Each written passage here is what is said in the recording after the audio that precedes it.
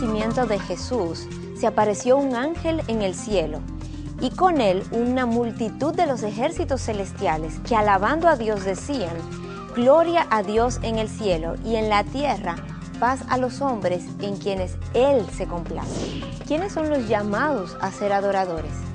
¿Necesita Dios de nuestra adoración? Hoy en Respuestas, la adoración que complace a Dios.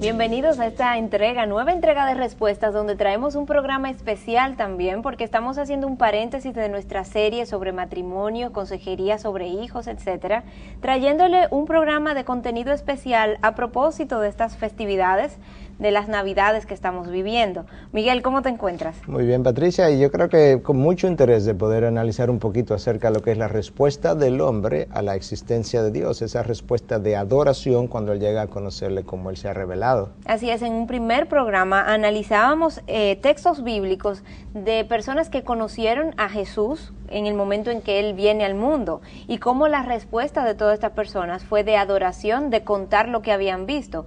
Este término de adoración es muy controversial en el mundo cristiano hoy, y hoy vamos a dedicar precisamente el programa, este espacio, a analizar lo que esto implica, cuál es la adoración que agrada a Dios, qué significa adorar a Dios. Así es, Patricia. Yo creo que, mira, este es un tema que ha sido muy controversial y realmente no debiera ser controversial, debiera ser un tema que lo pudiéramos discutir bíblicamente. Muchas de las cosas que se hacen a veces en adoración son cosas a veces culturales, otras son denominacionales, pero si nosotros pudiéramos separar nuestras emociones, separar lo que es cultural, separar y reconocer honestamente lo que es denominacional, yo creo que hubiera mucho menos dificultad en ponernos de acuerdo en lo que es y lo que no es una adoración bíblica. Y me llamó la atención, a propósito de estos programas que estamos preparando, un titular de un periódico nacional que dice: los intérpretes de música cristiana convocan multitudes con sus propuestas que comienzan a generar inusitado interés en el mundo secular. No es una nueva corriente ni tampoco la moda del momento como muchos podrían pensar. Es solo que cada día los conciertos cristianos han alcanzado mayor auge y ganado terreno, tanto en el mundo secular como en los medios de comunicación. Pero siempre han estado allí, aguardando pacientemente que las ovejas se den cuenta del pasto y que puedan disfrutar de lo que se les ofrece. Y hoy no es raro ver también en Estados Unidos, cuando uno visita las tiendas de discos, que hay una sección ya llamada worship, que es adoración, como se traduce. Me pregunto, y para iniciar este programa, ¿es adoración igual sinónimo de música cristiana? No es lo mismo, Patricia. De hecho, yo creo que me gustaría de entrada hacer una observación. No hay duda que en muchos círculos cristianos la adoración necesita ser renovada, si la vamos a ver en términos bíblicos. Pero de esa misma manera yo quiero también decir lo siguiente, y es que mucho de lo que hoy en el pueblo evangélico se llama adoración no es más que una algarabía, y no podemos confundir esas dos cosas. Déjame traerte una cita, yo creo que una cita bastante buena de algunas cosas que quisiéramos o que quisiera comentar contigo en este programa. Estos dos autores, Ronald Allen y Gordon Burrow, dice lo siguiente: nosotros, los que nos identificamos como evangélicos, no hemos demostrado ningún esfuerzo serio en el área de la adoración. Como académicos hemos fallado en no estudiar la adoración y la teología de la adoración. La mayoría de los seminarios no ofrecen un curso completo en adoración. Por tanto, los pastores evangélicos tampoco han demostrado mucho interés en la adoración. En la mayoría de los círculos, el evento del domingo en la mañana es considerado un servicio de predicación, a pesar de que los boletines anuncian el evento del domingo en la mañana como servicio de adoración. Hemos demostrado celo en alcanzar el mundo para Cristo y en edificar el cuerpo de Cristo, mientras que hemos sido negligentes en darle nuestro primer amor a Dios, que es precisamente en lo que consiste la adoración. La idea es esta, Patricia. Cuando voy a la iglesia, cuando oigo un sermón, no hay duda de que el sermón, la predicación, es el centro del evento. Sin embargo, el sermón es para mí.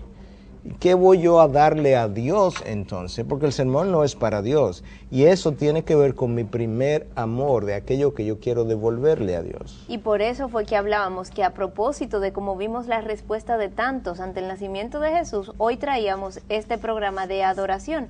¿Cuál va a ser entonces nuestra respuesta a la persona de Jesús? Así es. ¿Hasta qué punto, Miguel, lo externo no define lo que está pasando a lo interno de la persona? ¿Hasta qué punto podemos definir si hemos tenido o no una experiencia de adoración genuina por las cosas que vemos a otros hacer o que hacemos nosotros? Hay expresiones externas y aquí las voy a ilustrar un poco: levantar las manos, arrodillarse, aplaudir, etcétera. Estos otros que nos ven haciendo esas cosas interpretan que son un indicativo de un tipo de adoración genuino, algunos piensan, otros no. ¿Y cuántas veces no hemos escuchado a otros que están en contra de esas expresiones externas, que dicen, no, a mí nada de eso me gusta, eso no es necesario, yo me siento atrás en un banco en la iglesia, y total, eso es algo entre Dios y yo no necesito tener que estar haciendo alarde de nada frente a los demás? Sí, mira, Patricia, hay una línea muy fina que vamos a estar caminando a todo lo largo del programa y le pido a Dios que nos dé sensibilidad para hacer esto, pero déjame explicártelo de dos maneras. Yo puedo tener mis brazos levantados y mi corazón estar hacia abajo, y esos brazos levantados no implican que yo he estado adorando y que sin tenga ningún valor para Dios. Pero igualmente, el hecho de que yo tenga mis brazos abajo y una cabra sobria y yo cante con mucha sobriedad, tampoco implica que yo tenga una actitud interna de adoración. Y esa es la razón que tenemos que ser sumamente cuidadosos cuando vamos a evaluar y a juzgar la expresión de adoración de unos y de otros. Quizás dejar más libertad, que cada quien se dirija a Dios y que vaya trabajando su experiencia de adoración. Dentro de parámetros bíblicos, porque los hay, obviamente, no es tampoco crear un libertinaje, pero yo creo que a lo largo del programa podemos ir hablando de cómo balancear una cosa y la otra. Miguel, los magos de Oriente entraron en la casa, dice el texto, y vieron al niño con su madre María y postrándose le adoraron. El rey David nos dice en los salmos que danzaban, los mismos salmos motivan a que se batan las palmas, o sea que aplaudamos. Y hoy hay iglesias que hacen esto y más, pero por otro lado hay iglesias que no tienen nada de esto y más bien entienden que estas expresiones no son adecuadas, no son propias de la santidad, de la reverencia, de la forma en que nosotros deberíamos relacionarnos con Dios. ¿Cómo vamos a poder evaluar esa línea gris que estabas diciendo, este extremo u otro, cuando ambas posiciones están sustentadas por entendimiento bíblico detrás? Mira, Patricia, no hay forma que bíblicamente nosotros podamos hablar de que las emociones son pecaminosas. No, las emociones no pueden ser pecaminosas. Primero, porque Dios me las dio y son un reflejo de lo que Él también siente. En segundo lugar, porque los salmos están llenos de expresiones emocionales, algunas de las cuales implican movimiento del cuerpo, como levantar las manos.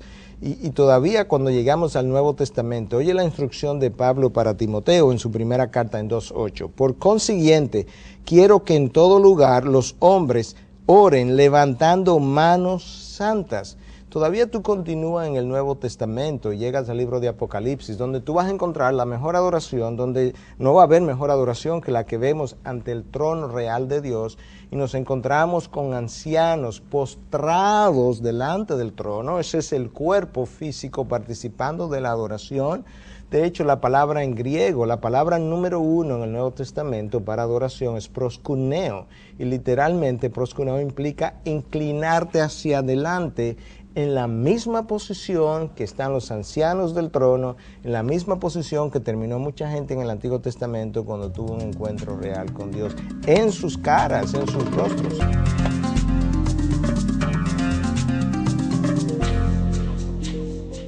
Cuando hablamos de adoración, ¿estamos hablando de música cristiana? ¿Qué quiso decir Jesús cuando hablaba de adorarle en espíritu y en verdad? Para responder esta pregunta tenemos con nosotros a Jesús Adrián Romero, músico, compositor y cantante cristiano.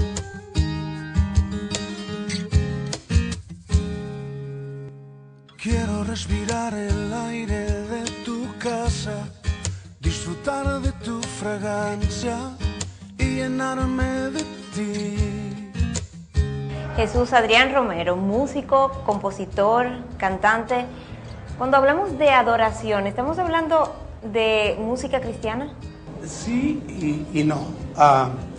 Obviamente la música cristiana es adoración, pero no es la única forma de adorar, ¿no? Yo diría más bien que adoración es vivir para Dios, porque una persona que no tiene la habilidad para tocar ningún instrumento o cantar quedaría eliminada, ¿no? Si decimos que música cristiana es adoración, lo es, pero no se limita a eso, ¿no? La adoración creo que tiene muchas facetas, hay muchas maneras de manifestarla. Adoras obedeciendo a Dios, adoras haciendo su voluntad, adoras acordándote de las personas que tienen necesidad y tratas de alguna manera de ayudarles o influir sobre sus vidas. Adoras siendo un buen esposo, adoras siendo un buen padre, adoras siendo un buen ciudadano, ¿no? Creo que la palabra adoración abarca muchas cosas y tiene que ver con agradar a Dios, ponerlo como lo más importante en tu vida y por lo tanto tu manera de actuar, tu manera de comportarte cambia totalmente.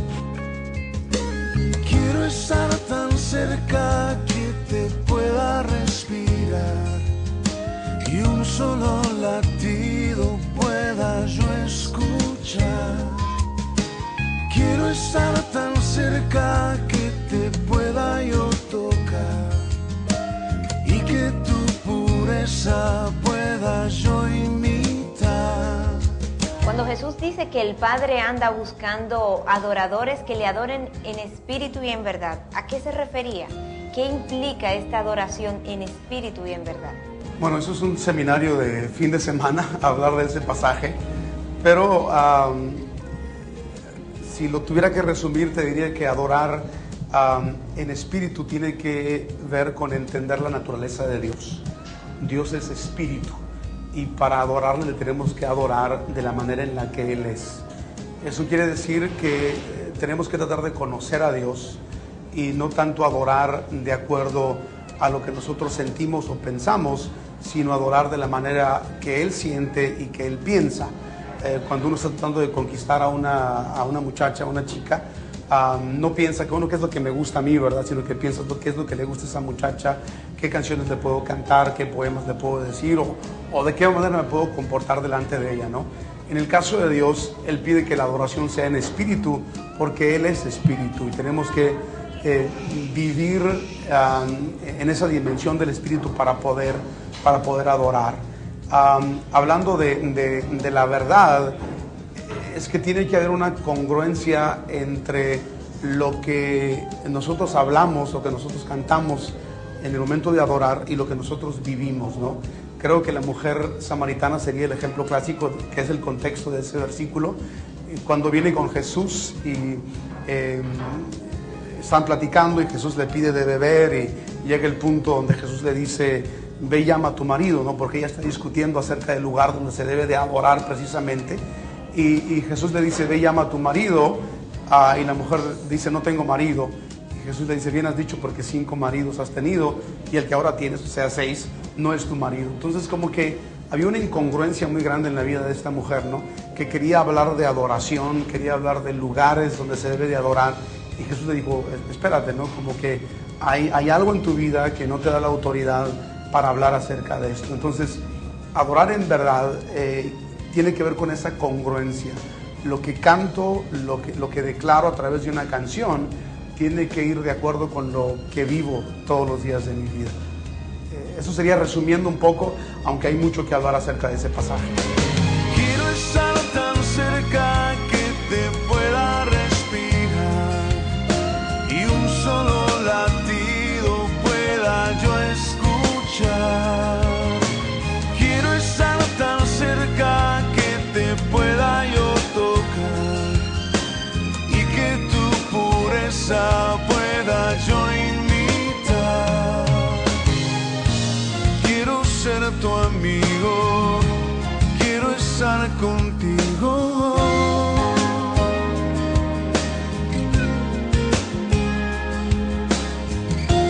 Quiero estar contigo. Quiero estar contigo.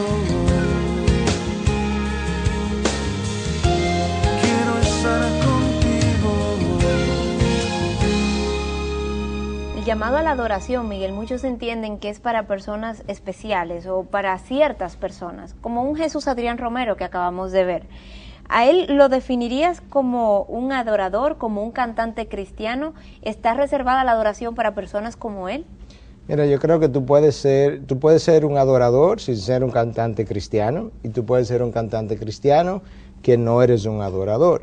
Cuando miras y lees las líricas de las canciones que Jesús Adrián Romero está componiendo, el sentido que tú tienes es que él tiene un corazón de adorador, pero él mismo ha admitido, y lo dice yo creo en una de sus canciones, nuestra mejor adoración es nuestra obediencia. Mi obediencia es mi mejor adoración. Uno de los errores que hemos cometido hoy en día es en pensar que adoración es exclusivamente música. O sea que adoración no es solamente cantar. Claro que no, cantar y música es una expresión de adoración, de múltiples expresiones de adoración que el individuo puede tener ante Dios. De hecho, Miguel, podemos pensar y ver personas cuyas vidas desentonan con este llamado, este sentido. Claro, definitivamente que sí. Yo creo que una cosa es ir a la iglesia el domingo, levantar las manos y arrodillarte si quiere y cantar a todo pulmón.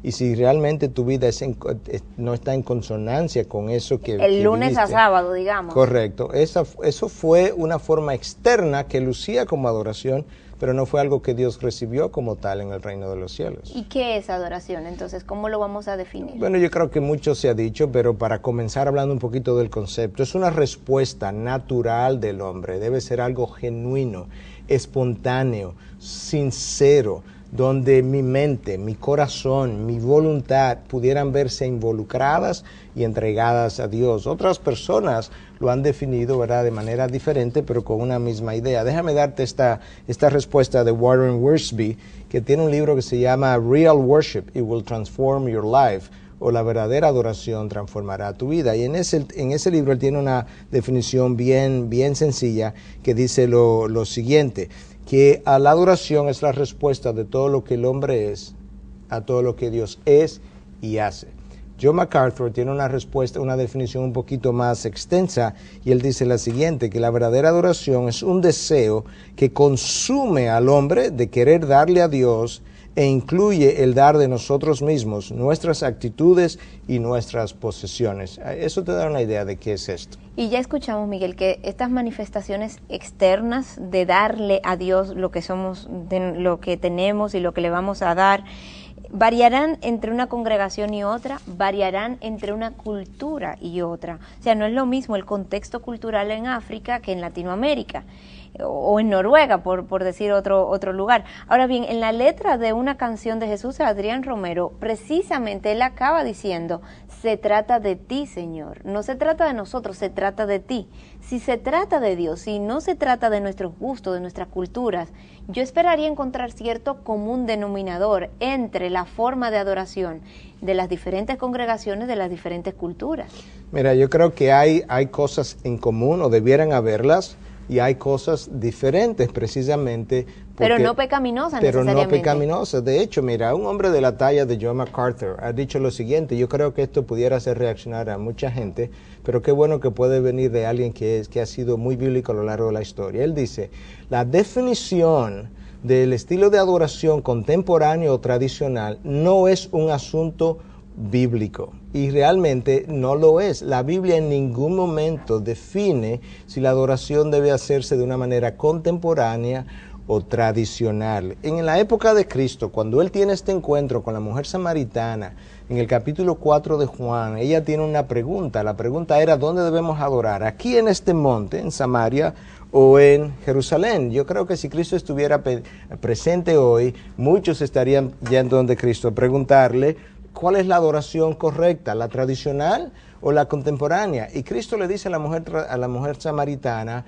oye mujer, llegará la hora en que los verdaderos adoradores adorarán al Padre en espíritu y en verdad. Y yo creo que la respuesta de Cristo pudiera ser algo como esto, oye, la hora viene en que los verdaderos adoradores adorarán al Padre, no de la forma tradicional o contemporánea, sino en espíritu y en verdad, independientemente de cuál sea su estilo de adoración. O sea, independientemente de si es contemporáneo, tradicional. Así es. La hora viene y ahora es, repito, cuando los verdaderos adoradores adorarán al Padre en espíritu y en verdad, porque ciertamente sigue ese pasaje diciendo, a los tales el Padre busca que le adoren. Dos preguntas me surgen de este verso. ¿A qué se refiere Jesús cuando dice, adorarán al Padre en espíritu y en verdad, por un lado? Y por otro lado, ¿para qué el Padre busca esos adoradores? ¿Qué le van a dar a Él estos adoradores? Mira, la adoración en espíritu, Patricia, no es la adoración tan libre que las cosas se convierten en un caos, no.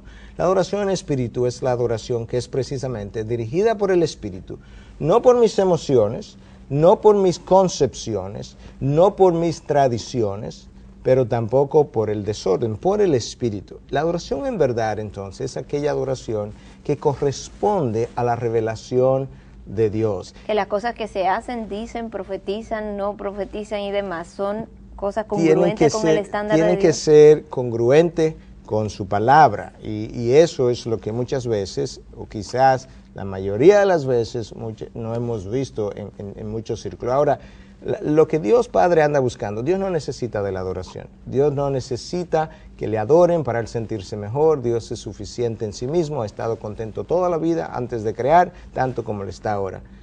Cuando Adán y Eva se separaron, perdieron algo con Dios. Comunión. Perdieron comunión, perdieron intimidad. Y en la búsqueda de esos verdaderos adoradores, Dios anda tratando de querer devolvernos mucho de lo que nosotros perdimos en Adán, de la seguridad, de la intimidad, de la paz, de la tranquilidad, de la certidumbre, de cercanía con Dios. Por eso nos busca. ¿Acaso, Miguel, la música contemporánea en la adoración ha desenfocado al individuo de lo que debe ser la experiencia de adoración verdadera? Porque muchos adjudican al estilo musical el desenfoque que sienten, que perciben, digamos, como que estar ante un lugar donde están adorando con instrumentos clásicos les permite a ellos sentir la presencia de Dios de una manera más natural que ante una batería, por ejemplo, una guitarra eléctrica, etcétera. Patricia, yo creo que tenemos que ser cuidadosos y no reducir la adoración a instrumentos. Hay múltiples iglesias hoy en día que se llaman cristianas que no usan ningún tipo de instrumento musical y ni siquiera a Dios adoran, están en medio de la idolatría. De manera que nosotros necesitamos ser cuidadosos. ¿En qué sentido? Si no tienen ni siquiera esas distracciones. Bueno, porque no es exactamente, porque no es el instrumento musical la causa de la distracción, es el corazón del hombre cuando se enfoca en el instrumento en unos casos o cuando se enfoca en otras cosas en otros casos, pero cuando me enfoco en mi tradición, yo termino siendo idólatra también. Nosotros no somos el foco, Dios es el foco. Entonces, en el movimiento contemporáneo hay gente que piensa que si la batería no está presente, eso no suena bien. Bueno, preguntémoslo a Dios si eso es así. Si la guitarra eléctrica no está presente, eso no suena bien. Preguntémoslo a Dios si eso es así o no. Lo que Dios no quiere es que ese instrumento sea un órgano, un piano, sea una guitarra, sea una batería, un violín, que suene bien al oído del hombre, pero mal al corazón de Dios, porque ha sido tocado con un corazón desafinado. Cada vez que el hombre se enfoca en algo que no es Dios, él termina pecando. Y termina desafinado, pero para afinarnos vamos a revisar los principios bíblicos acerca de la adoración. Y cuando pensamos en esto, hay un pasaje que ha sido usado y que nos muestra aquellas cosas que Dios recibe y aquellas que Él rechaza. Estamos hablando de Génesis 4, del 3 al 7. Dice así: aconteció que al transcurrir el tiempo, Caín trajo al Señor una ofrenda del fruto de la tierra. También Abel, por su parte, trajo de los primogénitos de sus ovejas y de la grosura de los mismos. Y el Señor miró con agrado a Abel y a su ofrenda, pero a Caín y su ofrenda no miró con agrado. Y Caín se enojó mucho y su semblante se demudó. Entonces el Señor dijo a Caín: ¿por qué estás enojado y por qué se ha demudado tu semblante? Si haces bien, ¿no serás aceptado? Si no haces bien, el pecado yace a la puerta y te codicia, pero tú debes dominarlo. ¿En qué medida, Miguel, cuando pensamos en este texto como algo que nos pueda arrojar luz, aquello que Dios va a recibir o no, el ofrendar, la ofrenda que ellos llevan, es igual a un servicio de adoración, digamos? Bueno, hay una gran similitud, Patricia. Lo que tú encuentras ahí en el Génesis es que la razón por la que Dios recibe con agrado la ofrenda de Abel es porque Abel le lleva a Dios lo mejor de lo que era su producción, de los primogénitos, de la grosura. Y eso es una adoración. Y eso es una adoración, y eso es lo que Dios quiere de mi vida, que yo le lleve lo mejor a su trono. De Caín, lo que Dios rechaza es que el texto dice que él trajo algunos de los frutos del campo. No dice que son los primeros frutos, los mejores frutos. De esa misma manera hay mucha adoración que Dios ha rechazado porque se le ha dado a Dios en el tiempo que me sobra y de la manera más sobrante que yo pudiera encontrar. Y vamos a ver a lo largo de lo que resta del programa principios acerca de la adoración. El primero de ellos entonces corresponde con esto que acabas de ilustrar. Dios rechaza la adoración que no corresponde con lo mejor de mi vida, con lo mejor de mí. Sí, mira, escucha este segundo principio. Hemos reunido varios principios para discutir hoy. Este segundo principio es que Dios rechaza la adoración que es ofrecida con los labios, pero no con el corazón. Mira cómo lo dice el texto de Marcos 7:6, citando Cristo a Isaías, el profeta Isaías. Este pueblo con los labios me honra, pero su corazón está muy lejos de mí.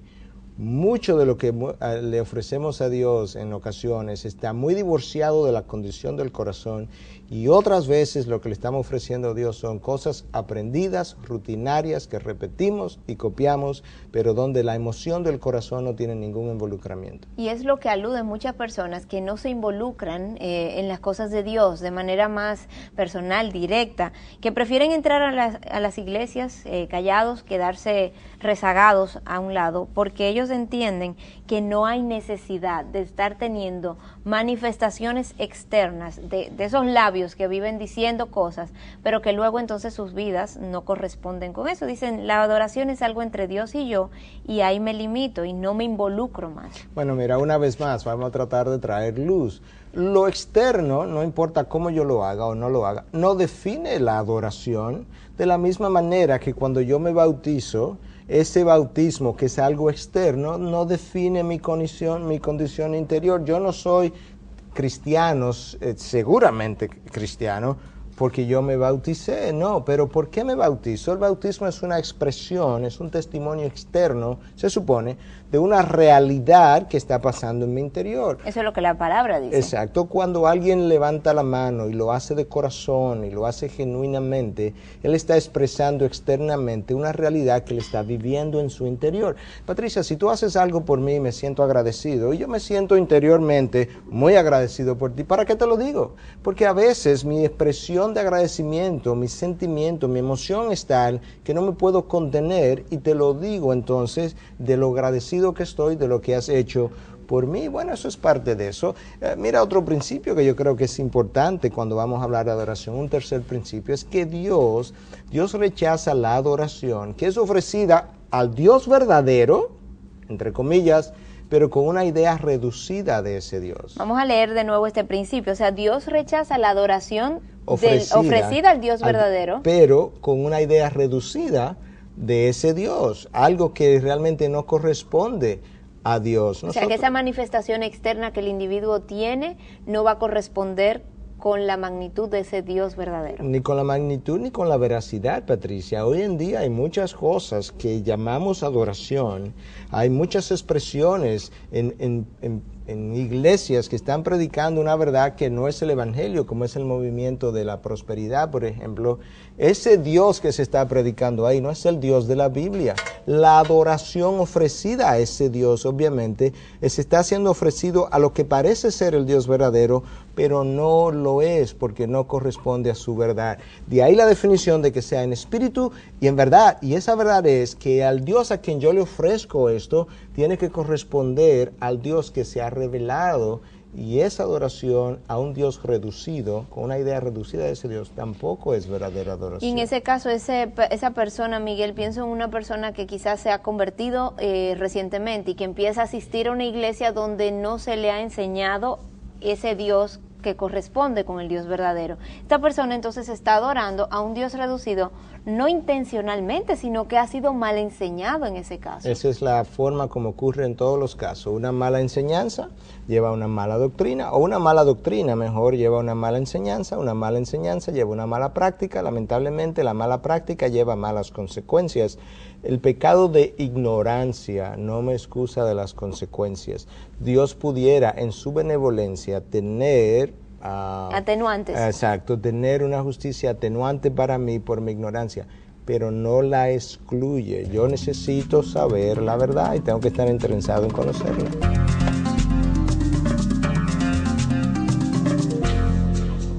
¿Fue siempre la adoración a Dios presentada de la misma manera? ¿Cómo cambió a través del tiempo, de la historia, de las civilizaciones? Preguntas que hoy encuentran respuestas en Paralelo.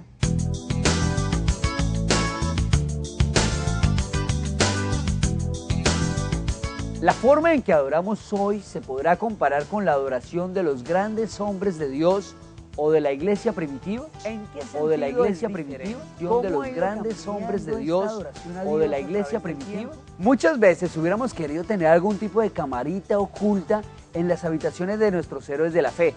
Imagínate una camarita en la habitación de Moisés o de Abraham, Daniel, tal vez Pablo, o imagínate una en la habitación de Lutero, para saber cómo se referían a Dios y cómo le adoraban. Pero, aunque no podemos verlos, la Biblia nos da luz acerca de esto. Por ejemplo, veamos el libro de Daniel en el capítulo 6, versículo 10.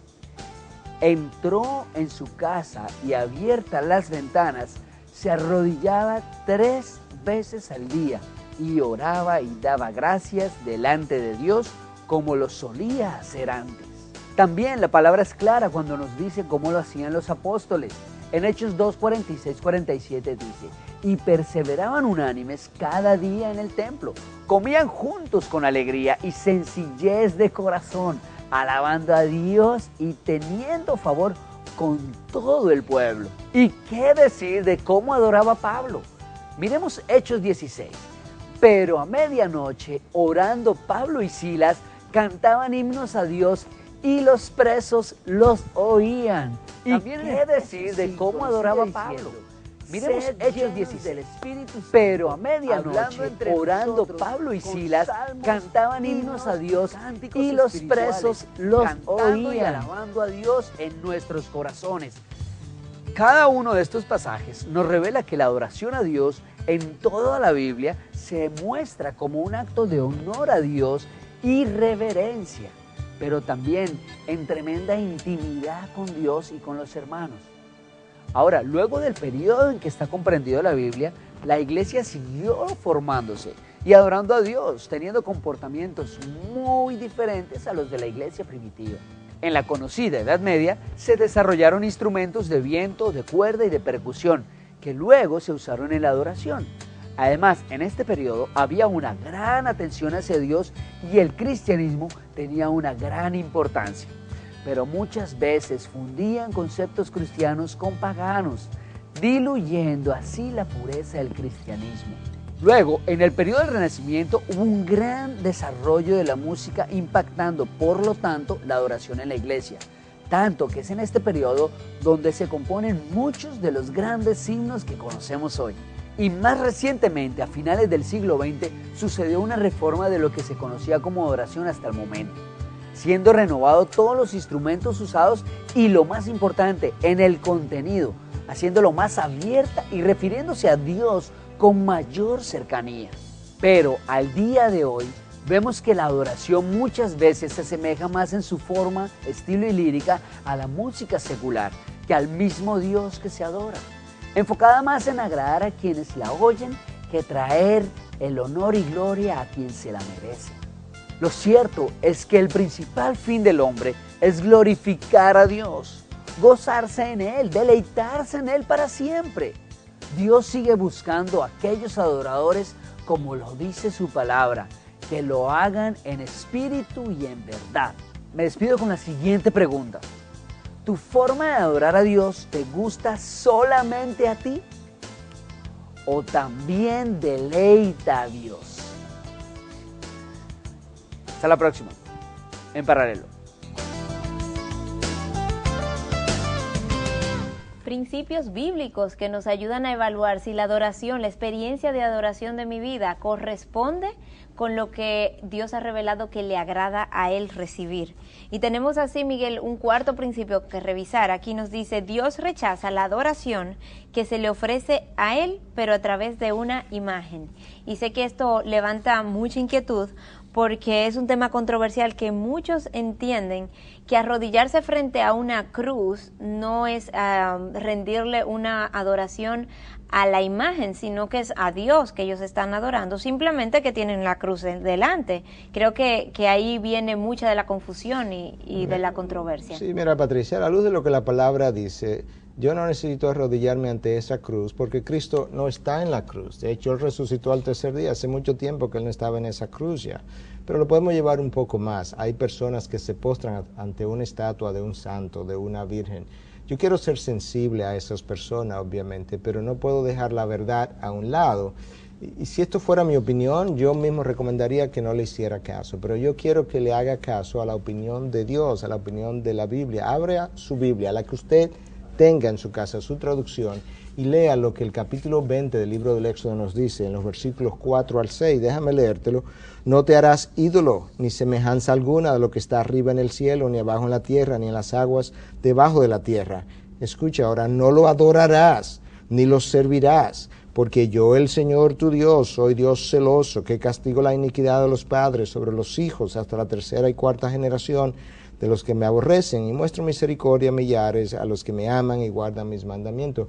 No te postrarás ante esas estatuas, es una prohibición de la ley de Dios, con un anuncio incluso, una advertencia de consecuencias. Y el próximo principio nos habla de que Dios rechaza la adoración que se ofrece con pecado en el corazón, ya no apuntando a la parte externa, ya no apuntando a la forma, sino a lo que hay dentro de la persona que está ofreciendo esta adoración. Bueno, ciertamente, mira, el salmista lo dice de otra manera en el Salmo 66, 18, que si hay iniquidad en mi corazón, Dios no oiría mi oración. Obviamente nadie es perfecto, nadie vive sin cometer pecado. La idea detrás de esto es que yo no puedo vivir una vida, un patrón, un estilo de vida pecaminoso. Yo no puedo tener enemistades, yo no puedo estar en ese estilo de vida, engaños, mentiras, y luego pensar que Dios va a aceptar la adoración que yo le ofrezco. Es como que yo viviera peleando con mi esposa y entonces el domingo yo quiero que Dios acepte esa adoración que le voy a ofrecer. Mira cómo Cristo lo dijo con relación al prójimo, y mi esposa o cualquier otro es mi prójimo. Mateo 5, 23 y 24. Por tanto, si estás presentando tu ofrenda en el altar y allí te acuerdas que tu hermano tiene algo contra ti, deja tu ofrenda allí delante del altar y ve, reconcíliate primero con tu hermano y entonces ven y presenta tu ofrenda. Igual ahí estamos hablando de esa ofrenda que es un símbolo, una forma de adoración también. Exactamente, entonces necesito estar bien en el corazón con Dios. Otra de las cosas que Dios rechaza es la adoración de tradiciones y de rutinas, algo que ya diste pinceladas anteriormente, pero ¿cómo resguardarse, Miguel, de caer en estas tradiciones y rutinas? Después de un tiempo en la fe, muchos acaban incluso orando de manera rutinaria ciertas oraciones, acaban sus oraciones siempre igual y las empiezan siempre igual, o copian incluso modelos unos de otros y se identifican con un cierto grupo porque oran de ciertas formas. ¿Cómo resguardar el corazón de uno para no caer en eso? Mira, ese es el ritualismo del cual Cristo nos habló y que Él denunció en más de una ocasión. Una expresión de adoración es algo espontáneo, es genuino, es sincero, es algo que sale de mí. No puede ser una copia de un estilo, de una forma, de lo que el otro también está, como lo está expresando, porque entonces no es mi expresión genuina, es realmente una copia tradicional. Dios se quejó de eso en el Antiguo Testamento. De hecho, esta gente había entrado tanto en el ritualismo de lo que le ofrecían a Dios, que en el libro de Amós tú encuentras una denuncia de parte de Dios hacia sus formas de adoración, y en los versículos 21 y 23 leemos lo siguiente: aborrezco, desprecio vuestras fiestas, tampoco me agradan vuestras asambleas solemnes. Las asambleas solemnes ya Dios odiaba, porque me ofrecéis holocaustos y vuestras ofrendas de grano no las aceptaré, ni miraré a las ofrendas de paz de vuestros animales cebados. Aparta de mí el ruido de tus cánticos, pues no escucharé siquiera la música de tus arpas. La música les retumbaba a Dios en los oídos. Arpas. De arpas, de instrumentos musicales. ¿Por qué? Porque el corazón no estaba afinado, estaba desafinado. Y finalmente tenemos aquí que dice, Dios rechaza la adoración del Dios verdadero, pero de la forma incorrecta. Entonces hay algo que ajustar también a la hora de estar presentándole en la forma en que lo presentamos. Absolutamente. Yo quisiera que mucha gente pudiera escucharme con atención porque esto es sumamente serio, Patricia. Es controversial porque estamos hablando, esa forma va a ser de los ritmos, de la lírica, del ritmo musical que se le pone aún a líricas muy centradas en la palabra. Que al final Dios dará su último veredicto. Pero escúcheme, en el libro de Levíticos, capítulo 10, tú encuentras a dos jóvenes sacerdotes, hijos de Aarón, el sumo sacerdote, que habían sido consagrados al sacerdocio, que vienen al templo a ofrecer un sacrificio a Jehová, el Dios verdadero. Toman sus incensarios y en medio de una experiencia de adoración son carbonizados porque ofrecieron fuego extraño a Dios. ¿Cómo así fuego extraño? Bueno, no está 100% claro exactamente qué hicieron, pero la idea es que al tomar sus incensarios fueron a hacer algo que Dios no había prescrito. Muchos entienden, yo lo entiendo así también, que como hay la relación con los incensarios, que ellos llevaron y ofrecieron a Dios un incienso que estaba prohibido. Dios dejó claramente establecido que no podía ofrecerse un incienso a Dios en su adoración diferente a lo que Él había prescrito, y que si alguien lo hacía sería cortada su vida. O sea que Dios específicamente dijo que había una forma en que había que adorarlo. Claro, y la idea del incienso, el incienso mismo no es lo santo, porque entonces estamos idolatrando el incienso. Lo que Dios está diciendo es que lo que tiene que ver con Él es especial, es extraordinario, y ese incienso Él no quería que se usara para nada más porque Él es extraordinario, es la comunicación de lo que Él es. Entonces, hoy en día, Patricia, yo creo que hay mucho fuego extraño siendo ofrecido a Dios en el movimiento contemporáneo y en el movimiento tradicional. Cosas que no corresponden verdaderamente a lo que es la expresión genuina de un corazón que está en armonía con Dios y que Dios incluso no está recibiendo. Y eso es serio.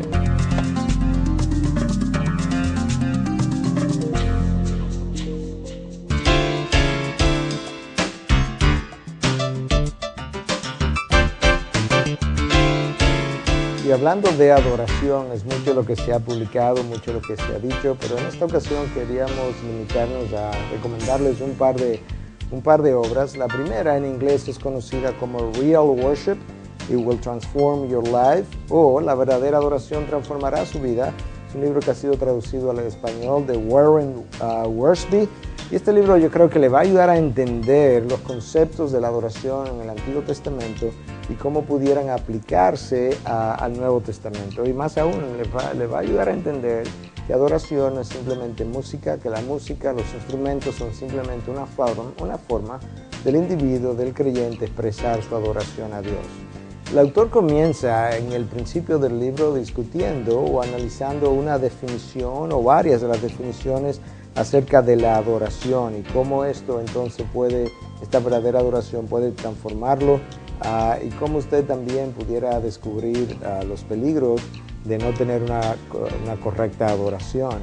Luego el autor le va a ayudar a entender que la adoración involucra un cierto sentido de asombro en el adorador que está descubriendo la grandeza de Dios, cómo Dios en el Antiguo Testamento y aún en el Nuevo Testamento usó la adoración como una manera de testificarle a otros acerca de quién Él es, y de esa misma manera como en ocasiones Dios envió incluso a los adoradores a ir delante al campo de batalla. Este es un libro que le va a ayudar a ver la adoración desde otro ángulo, de una forma más comprensiva, le va a ayudar a verla en el contexto del Antiguo Testamento y su aplicación en el Nuevo.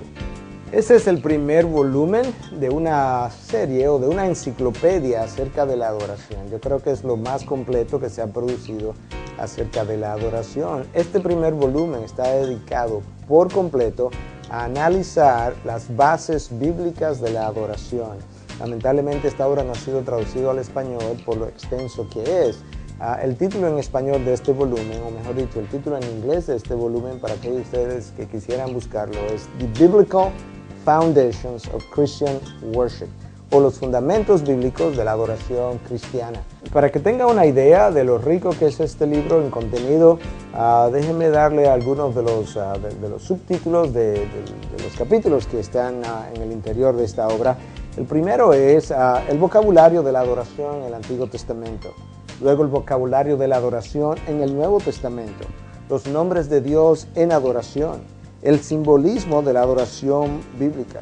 Para luego entrar entonces en lo que es la música y las artes en la adoración bíblica como aparecen literalmente descrito en su palabra. Y finalmente entonces va a tener una descripción de algunas cosas contemporáneas o aplicaciones de todos estos conceptos que incluyen incluso parte de lo que es la comunión y otras acciones también sagradas y que son parte de la adoración a nuestro Dios. De manera que yo creo que no se ha producido nada más completo que esta enciclopedia. Y en este caso este volumen es acerca de la fundación o los fundamentos bíblicos de la adoración. Esto es una librería completa. Miguel, entendiendo aquello que Dios rechazaría como forma de adoración, esperamos que entonces lo que Él acepta sea revisado y sea visto a lo largo de todo el programa. Y ya llevándonos un poco a la conclusión, te pregunto, ¿qué impide que yo pueda adorar a Dios en espíritu y en verdad, como Él ordenó que lo hiciéramos? Mira, yo creo que mucho de lo que hemos venido hablando nos responde parte de la pregunta, pero quisiera hacia el final del programa enfocarme en algo que no se ve, Patricia, porque hemos hablado mucho de lo que se ve. Son actitudes internas de egoísmo, de chisme, de división, de falta de perdón, de resentimiento, hermanos en la fe, divididos, enemistados, que no se hablan por años y todavía ofreciendo a Dios expresiones de adoración. Eso es un obstáculo monumental a lo que es la experiencia de adoración y de intimidad con Dios. O sea, que si alguien no siente que ha tenido esas experiencias, quizá debe revisarse para ver si esto le está sucediendo precisamente por tener estos obstáculos. Bueno, en su vida. aún aquellos que quizá piensan que tienen esa experiencia. Tú sabes que vivimos en una generación muy emocional y a veces porque sentimos algunas emociones pensamos que como nos sentimos bien y llegamos a la casa habiéndonos sentido bien, como que ya adoramos. No, yo creo que todo el mundo debe revisar su corazón, revisar su vida y ver si a la luz de lo que hemos estado hablando hoy, cuáles son esas actitudes internas que pudieran estar ahí y que no están permitiendo que mi adoración llegue hasta Dios. Y mira lo que decía A.W. Tozer, un gran hombre de Dios, decía, para que exista la adoración verdadera y bendecida, algunas cosas en tu vida tendrán que ser destruidas, eliminadas. El Evangelio de Jesucristo es positivo y constructivo, pero tiene que ser destructivo en ciertas áreas y tiene que destruir ciertos elementos que no pueden permanecer en una vida que agrade a Dios. Miguel, y este ejercicio que el hombre va a tener que hacer de examinarse para destruir aquellas cosas que no le agradan a Dios, para poder ofrecer la adoración que a Él le agrada, muchos se preguntan si todo esto no es egoísta, si se pudiera decir, de parte de Dios, pretender que toda la gloria sea para Él, que el hombre solo le alabe a Él, que solo le glorifique a Él, que el hombre se invierta y le dé siempre lo mejor de sí a Dios. ¿Cómo explicarle a aquellos que quizás ven este mensaje y dicen, pero qué tipo de Dios es eso, que busca eso de sus seguidores? Bueno, habíamos hablado que cuando Dios busca al verdadero adorador, no es porque Dios tenga una necesidad, es el adorador que está en necesidad. Y Él está en necesidad de recobrar, como decíamos ya, lo que perdió cuando Adán se alejó de Dios: intimidad, paz, seguridad, sentido de propósito, de significado para su vida. Y la adoración se supone que nos dé muchas de esas cosas en la medida en que conozco a Dios mejor en intimidad. Pero mira algo más, Patricia. El profeta Isaías, cuando Dios lo llama, tiene una experiencia extraordinaria de adoración porque tiene un encuentro con el Dios viviente, donde literalmente él ve al Dios alto y sublime sentado en su trono. ¿Y qué es lo que tú descubres cuando lees el texto? Tú descubres que Isaías ve a Dios en toda su grandeza, que Isaías y en toda su santidad. Isaías se ve a él en toda su pecaminosidad. al mismo tiempo Isaías entonces termina siendo preparado por Dios precisamente para luego ser enviado. Y en gran manera eso es lo que la vida de adoración debe producir, un mejor entendimiento de su majestad, su santidad, un mejor entendimiento de mi pecaminosidad que está en necesidad de que Dios me limpie. E Isaías fue limpiado en medio de esa experiencia. Y quizás, Miguel, sería bueno leer este pasaje para entender mejor de qué estás hablando. Isaías 6, 1 al 9 nos dice: en el año de la muerte del rey Usías, vi yo al Señor sentado sobre un trono alto y sublime, y la orla de su manto llenaba el templo. Por encima de él había serafines, cada uno tenía 6 alas, con 2 cubrían sus rostros, con 2 cubrían sus pies, y con 2 volaban. Y el uno al otro daba voces diciendo: Santo, Santo, Santo es el Señor de los ejércitos, llena está toda la tierra de su gloria. Y se estremecieron los cimientos de los umbrales a la voz del que clamaba, y la casa se llenó de humo. Entonces dije: ay de mí, porque estoy perdido, porque soy hombre de labios inmundos, y en medio de un pueblo de labios inmundos habito, porque han visto mis ojos al Rey, el Señor de los ejércitos. Entonces voló hacia mí uno de los serafines con un carbón encendido en su mano, que había tomado del altar de con las tenazas, y con él tocó mi boca y dijo: he aquí, esto ha tocado tus labios, y es quitada tu iniquidad, perdonado tu pecado. Y oí la voz del Señor que decía: ¿a quién enviaré y quién irá por nosotros? Entonces respondí: heme aquí, envíame a mí. Y él dijo: ve y di a este pueblo, escuchad bien, pero no entendáis, mirad bien, pero no comprendáis. Mira, esta fue la experiencia de Isaías de adoración. Así es, y mira cómo lo preparó para el resto de su vida, que literalmente ese día Dios le anunció que el pueblo no le iba a responder. 50 años de ministerio donde el pueblo no le respondió, e Isaías, por medio de esta adoración, fue preparado a mantenerse fiel precisamente a la revelación y a la verdad de Dios, por lo que él había llegado a conocer de Dios. Esto le dio la fortaleza para seguir adelante a pesar de los tiempos malos que iban a venir frente a él. Claro, yo creo que ahora ya al final, ¿verdad?, debiéramos ir concluyendo y decir, ahora que estamos comenzando el año, revise su vida de adoración, pregúntese cuánto de lo que le ofrezco a Dios es realmente algo denominacional que he aprendido o es realmente algo bíblico, cuánto es tradición, cuánto es algo que corresponde a la revelación de Dios, y entonces que usted pueda descubrir en la palabra al Dios que se ha revelado en ella, y que entonces este año usted pueda tener mejores experiencias de adoración, para que usted como Isaías pueda ser mejor preparado a vivir una vida que agrade a Dios y a vivir una vida que sea congruente con su causa y con sus propósitos. Que tenga suficiente sustento para enfrentar aquello que Dios le tiene preparado para este 2008. Amigos, muchísimas gracias por haber compartido con nosotros este mensaje. También recuerden nuestra página de internet www.respuestastv.org. Con esto nos despedimos, Miguel. Gracias, Patricia, y qué bueno que usted pudo escucharnos todo este tiempo. Así es, amigos, será hasta la próxima. Pasen muy buenas.